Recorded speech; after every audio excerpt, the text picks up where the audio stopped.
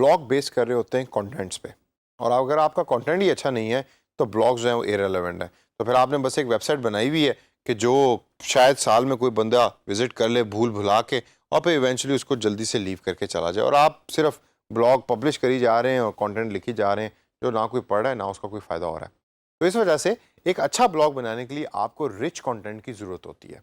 तो दोस्तों इस सेशन के अंदर मैं चंद टिप्स आपको दूंगा कि जो आपको हेल्प करेंगी आपकी ब्लॉग को मार्केट करने के अंदर, यानी कि ज़्यादा से ज़्यादा यूजर्स को लाने के लिए ऑर्गेनिक तरीके से। सबसे पहला point, be reader specific. Reader क्या पढ़ना चाहता है उसको सर्च कीजिए, प्रॉपर रिसर्च के साथ ब्लॉग्स को लॉन्च करें और उसकी बेस के ऊपर आप अपने कंटेंट को पब्लिश करें। फॉर एग्जांपल एप्पल ने नया आईफोन रिलीज किया। अब एज ए रीडर मैं आईफोन 6 के बारे में पढ़ना नहीं चाहता, मैं आईफोन 10 के बारे में पढ़ना चाहता हूँ, या लेटेस्ट जो भी आईफोन इस टाइम करंटली अवेलेबल है मैं सिर्फ उसके बारे में पढ़ना चाहता हूँ।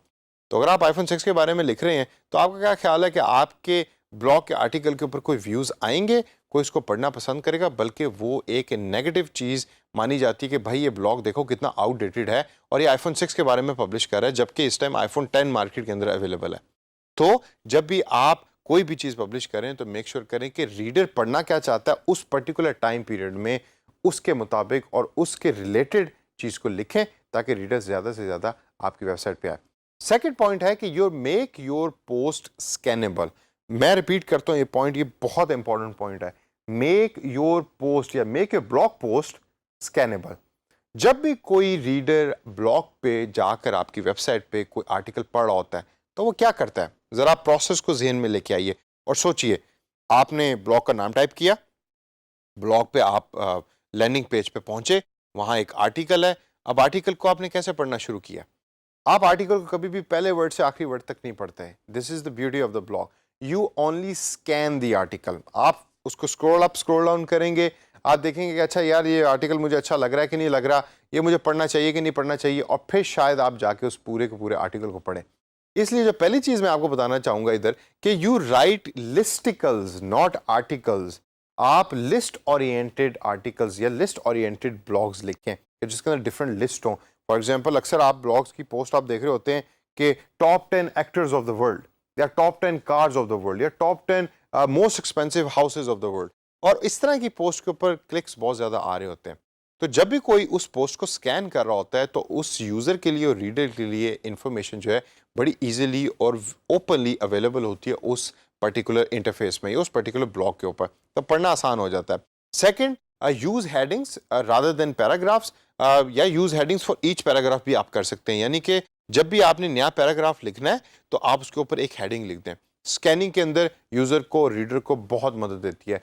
फॉर एग्जाम्पल मैंने अगर कोई चीज़ पढ़नी है किसी ब्लॉग के बारे में और मैंने उसको स्कैन किया तो मैं सिर्फ हेडिंग देख रहा हूँ अभी फिलहाल, क्योंकि हेडिंग ज़रा पढ़ना और देखना आसान होती हैं, तो मुझे पता लग जाएगा कि इस पर्टिकुलर ब्लॉग में, इस पर्टिकुलर आर्टिकल में क्या मेरे लिए कुछ चीज़ है या मैंने इसको यहीं क्लोज करना है और छोड़ के चले जाना है। खाली टेक्स्ट फॉर्म में अगर आप पैराग्राफ भर देंगे तो कोई इसको स्कैन नहीं कर सकता, जब कोई स्कैन नहीं करेगा तो आपकी रीडेबिलिटी कम हो जाएगी।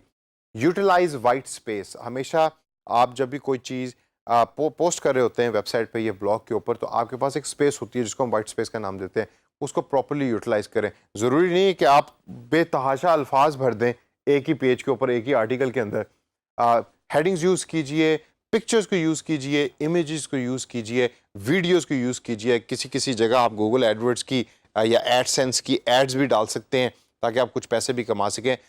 तो स्पेस को प्रॉपर्ली यूटिलाइज करें। और लास्ट के अंदर अपनी पोस्ट को स्कैनेबल बनाने के लिए जो पॉइंट है वो है कि यूज फ्यूअर आइडियाज। दोस्तों जब भी आपने कोई आर्टिकल लिखना है बराए मेहरबानी एक आइडिया पे एक आर्टिकल लिखें ब्लॉग पे। आपके पास ज्यादा आइडियाज हैं, आई एम श्योर कि आपके पास बहुत ज्यादा आइडियाज हैं, आप डिफरेंट आर्टिकल्स लिख लें, दिन के अंदर 5 आर्टिकल लिख के पब्लिश कर दें, लेकिन एक आइडिया पे एक आर्टिकल हो ताकि जब भी कोई यूजर और रीडर आपकी ब्लॉग वेबसाइट पे आए और स्कैन करे तो उसको पता हो कि मैं किस बारे में पढ़ रहा हूँ।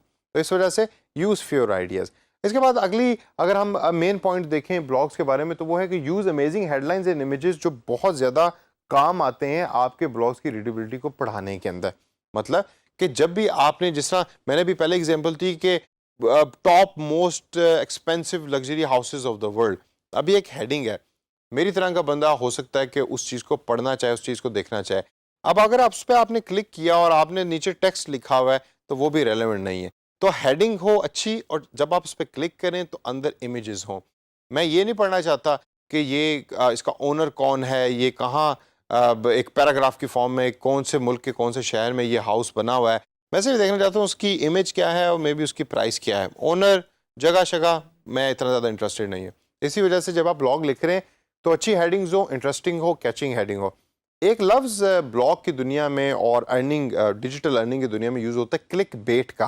क्लिक बेट के ऊपर अक्सर ऐसे लोग हैं कि जो उससे एग्री नहीं करते, लेकिन click bait is a reality. Click bait से मुराद ये है कि आप इस तरह के हेडिंग्स और इस तरह के टाइटल्स और इस तरह की इमेजेस पोस्ट कर रहे होते हैं कि जिसके ऊपर लोग क्लिक करना पसंद करते हैं, जबकि कंटेंट में दर हकीकत वो चीज़ शामिल नहीं होती।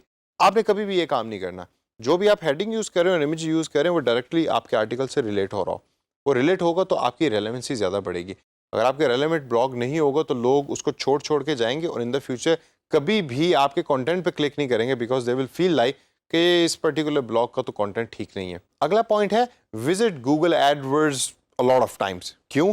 क्योंकि उसमें होता है कीवर्ड प्लानर। कीवर्ड प्लानर से आपको पता लग रहा होगा कि आजकल लोग किस बारे में कितनी रिसर्च कर रहे हैं या सर्च कर रहे हैं, तो उसको देखकर आप अपने ब्लॉग्स को ओरिएंट करें। फॉर इंस्टेंस, जिसमें पहले मैंने कहा कि आईफोन 10 का ज़माना चल रहा है तो लोग आईफोन 10 के बारे में पढ़ना चाह रहे हैं, उसकी ड्यूरेबिलिटी, उसकी ओवरऑल कंस्ट्रक्शन कैसी है, उसकी स्पेसिफिकेशन क्या है, तो उसके बारे में आप लिख सकते हैं।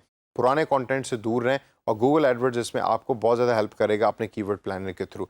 तो दोस्तों, इस सेशन के अंदर मैंने आपके साथ चंद टिप्स को शेयर किया जिसके थ्रू आप अपने ब्लॉग का कंटेंट रिच बना सकते हैं और ज़्यादा से ज़्यादा लोगों तक पहुंच सकते हैं ऑर्गेनिक तरीके से, और इस तरीके से आपकी ट्रैफिक भी बढ़ सकती है।